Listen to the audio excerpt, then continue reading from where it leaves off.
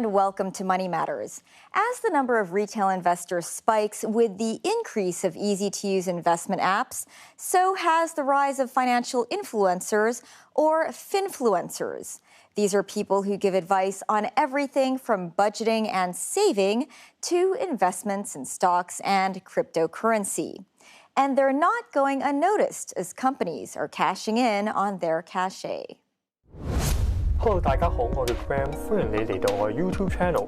Graham Chin has over 10,000 subscribers to his YouTube channel, looking to him for investment advice.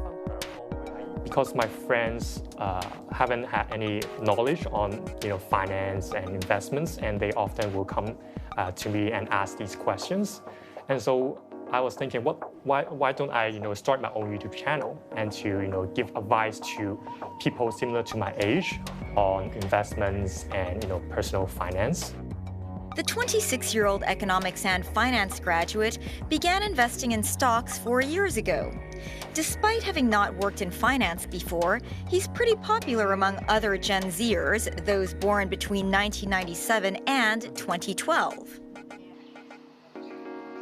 Matthias Bullmeyer, finance lecturer and program director at Hong Kong University Business School, says there's a wide variety of finfluencers that appeal to different investors. And it seems people are willing to trust them, sometimes more than they trust institutions.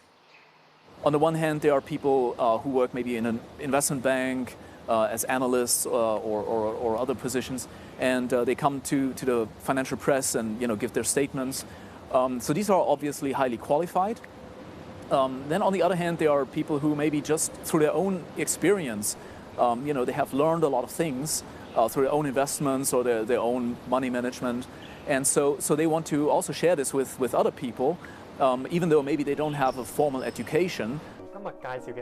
Graham says the turning point for his channel was when stocks he picked during the pandemic gave a return of 40% to 130% after just 3 months. That video really caught a lot of attention, and the YouTube algorithm really recommended the video. And by that time, I had like 30,000 views, as well as I've gained 2,000 subscribers on that single video. Graham says he invests time and effort with his followers who ask him questions and sometimes direct message him for advice. I try to think of topics based on the most current events. I also try to offer content on foundation topics so that beginners can start to learn how to invest after watching my videos and to get a quick start on their investment journey. Since his rise in popularity, he's had offers of sponsorship from various companies, but he says he doesn't accept all offers. I try to accept sponsors only because I really use it myself, rather than doing it for the money, because I think in that way I can offer unbiased comments because I use it myself. He currently has around 4 to 5 sponsors and says he makes anywhere from $5,000 to $20,000 a month from these, depending on how many account openings there are, using his referral code. On top of that, he can earn money from his YouTube ads. Alex Wong is a hedge fund manager who's been giving stock tips and analysis since the 1990s. I was giving advice on the names which people didn't know much. So they found me a little bit different from others. And then at that time, the market appetite actually switched to small cap. That's why I was quite lucky to catch that wave. So people found me quite accurate in those forecasts. And at that time, there was a magazine giving annual picks every year. And I was quite right for the first few picks, so people quite liked me at that time. With a long background in finance, his popularity as a good stock picker and someone with a sharp grasp of the markets have made him a top financial influencer in a world of Gen Yers and Zers. I would say I'm the older pack, okay. Many influencers actually are young people. They are not probably not licensed by the SFC as well. So they are studying on their own time, and so they probably could have some edge because they can spend a lot of time on a very specific area. So they probably may be better than us because we generalists. We are more, we cover more areas. So they probably could have some edge in the depth. Like his younger counterparts, he has offered sponsorship deals and he does guest appearances at financial seminars. He's currently in a big ad campaign for a large e-brokerage firm. There's an interesting experience because I appear on the TV ad and also on the poster as well. So to promote their social network. Other than that, I probably just appeared on some banks or security firms seminar.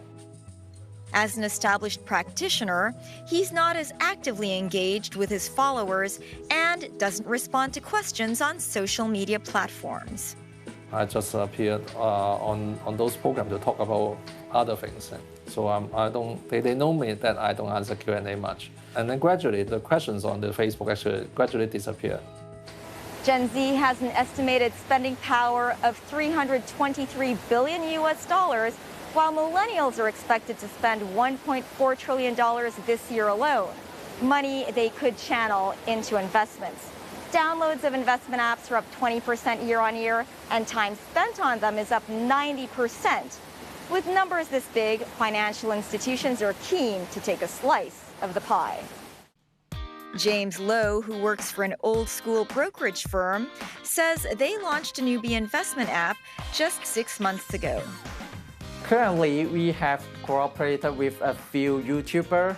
Yeah, they have their own YouTube channel, media, to provide some investor education to the general public. Especially in Hong Kong, stock trading is very popular, and so that's where we think this KOL type of marketing or influencer marketing is a very cost-effective one compared to traditional media marketing channels. A survey published by Magnify Money Investor found that nearly 60% of investors under the age of 40 belong to investment communities or forums, and 46% had turned to social networks for information on investments. This popular e-brokerage firm has their own studio where they invite finfluencers to speak to their followers on their YouTube channel. Every week we do we try to make 2 videos for the Hong Kong market, and we try to make 1 for the Singapore market. We got around 30,000 subscribers already. So here we have more videos coming up. She says keeping their online community engaged is important, and sometimes their finfluencers can draw up to 100,000 views. I think part of the kind of social media influencers, including financial media influencers, is that people kind of feel a emotional connection to them, and they feel like they can trust them. So it's even though maybe they have never met them before. Simon Lee, who runs an online financial products marketplace, is banking on this trust and hires many finfluencers as licensed advisors for the platform. And a lot of these influencers, they have a very successful business online. So if you really see into that, you want to capture that, you need to be capable to work with them on their business models. Graham joined Simon's company this year and gives advice on their different investment products. He also films some of his videos in the office. Right now, I make between 5 to 7 videos, yes, per month. Simon says they're also fussy about who they hire. They try to avoid those who are too commission-driven. If you are too commission-driven, you just looking at how much money you earn. Instead of looking at how you can help your investor to invest in a profitable way, that will actually make things worse. And of course, no matter what advisor or influencer one follows, due diligence is key. it's important to always check for yourself and not just blindly rely on anybody, to tell you what to do with your own money, because I think at the end of the day, if somebody invests and makes a gain, that's wonderful, but if somebody makes a loss, then it's also their own loss. Coming up on Money Matters, how international schools are seizing opportunities in the Greater Bay Area. Stay with us.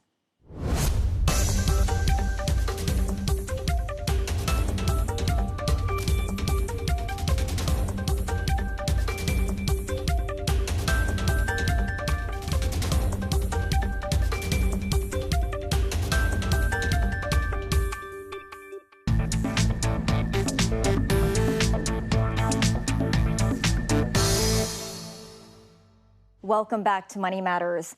The development of the Greater Bay Area hinges on whether it can attract professionals and other talent. But many people will only consider moving to the region if there is quality education available for their children.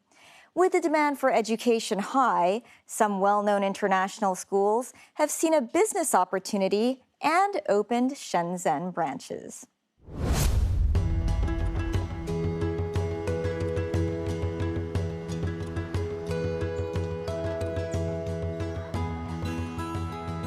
"16-year-old Hong Kong teenager Casso moved to Shenzhen with his parents a year ago. He is in year 10 with an international school. He studies music, chemistry, and computer science. He also went to an international school in Hong Kong. At first, Casso worried whether he could fit into the school life in Shenzhen. There is a huge difference between studying in Hong Kong and here. Firstly, Hong Kong doesn't have student accommodation. Secondly, I went to the same school from year 1 to year 8.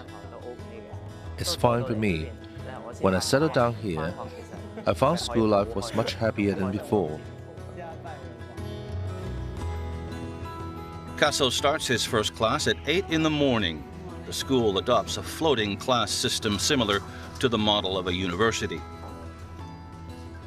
Students move from room to room for each class. Also, each class lasts more than an hour, 20 minutes longer than those in Hong Kong. According to the outlined development plan for the Greater Bay Area, one area is to support the development of GBA into an international demonstration zone for education. Casso's school originated from Britain. It has campuses all over the world. Its Shenzhen campus in Qianhai opened in 2020. So far, it has a total of 5 campuses on the mainland.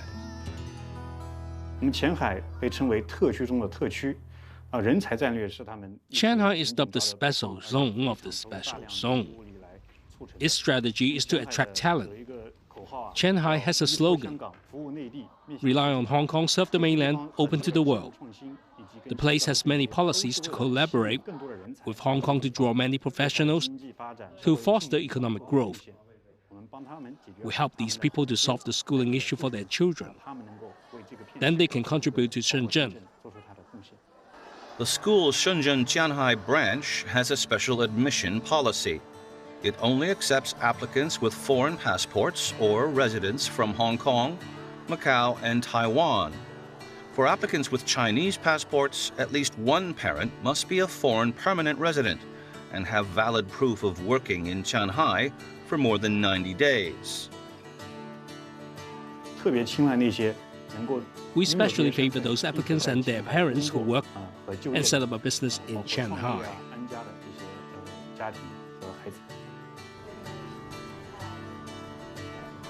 The school uses a British curriculum, IGCSE and A-levels. It is a prep school for children who will study abroad in the future. Students must speak English in class and during recess.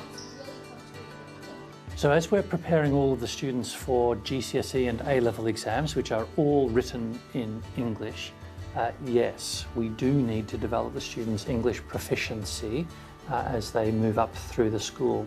But also for international students, it's really quite important that they develop those skills anyway, particularly if they're heading towards the UK or the US. English is used as the teaching medium except for the Chinese class.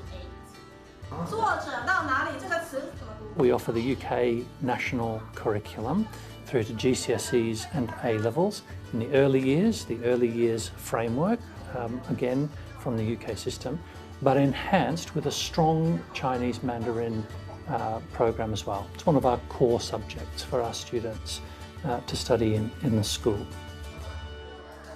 Classes start at 8 a.m., 3 classes in the morning with lunch at 12:30. I have fried rice with char siu and veggie. We're offered Chinese, Western and vegetarian food. We don't have time to socialize in class, so lunchtime is a good time. After lunch, it was a chemistry class for Casso. He wasn't that good in chemistry when he was in Hong Kong, but he improved a lot here.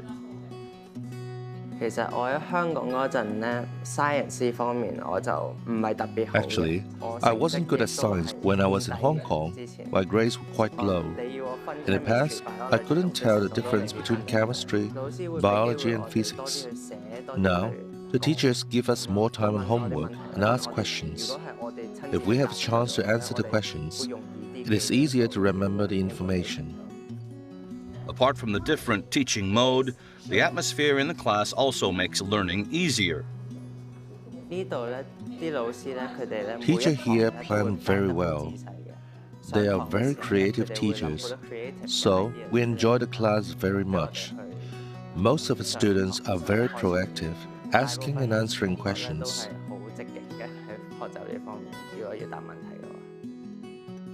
As the Shenzhen area focuses on innovation and creativity, STEM is the trend in education, so the school installed equipment that caters to the trend.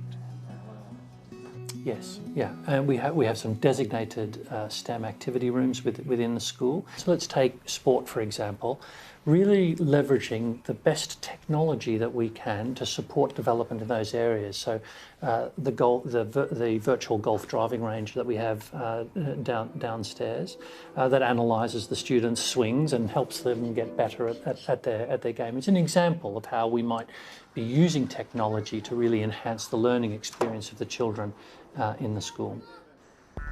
Usually, Casso returns to the dormitory if he doesn't need to attend extracurricular activities. It is free time when I go back to the dorm. Free time is between 3 and 5:45 p.m. We can go to the game zone that offers snooker and ping pong. We can also watch TV. Of course, free time is our favorite moment. This is the only time we can play video games, computer games, anything. Language-wise, we can speak any language, Cantonese, Putonghua, English. We just need to pay attention to the content. After a break in the dorm, Casso practices piano. Usually, the school's caretaker arranges the timetable for the extracurriculum for students.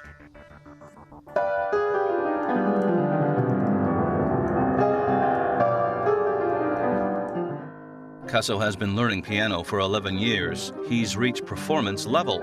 He often performs in the school. Playing piano is an important part of my life. It's my hobby. I spend less time practicing in school than at home. But still, I will spend at least 1 hour in practicing. All students are required to tidy up their room, and the housemaster checks it. So at least once a week, we will go around and we'll check their room. We check the rooms every day, but we go around and check the rooms and give them a score every week. And we're checking that they're keeping the floor tidy, they're looking after their clothes, that they're managing themselves. Because at the end of the day, we want students to be able to be mature and independent. The dorm rooms are divided into single rooms, double rooms, and a room for 3 people. Casso stays in a double room and is happy with life here. This is my roommate. He's also a drummer in our band. This guy plays guitar. I'm so happy to be here because I can play with friends every day. We can practice music and play video games together. In recent years, some mainland schools have collaborated with overseas schools to cater to the increasing demands of mainland families who want their kids to study abroad. We'll look at that trend next week.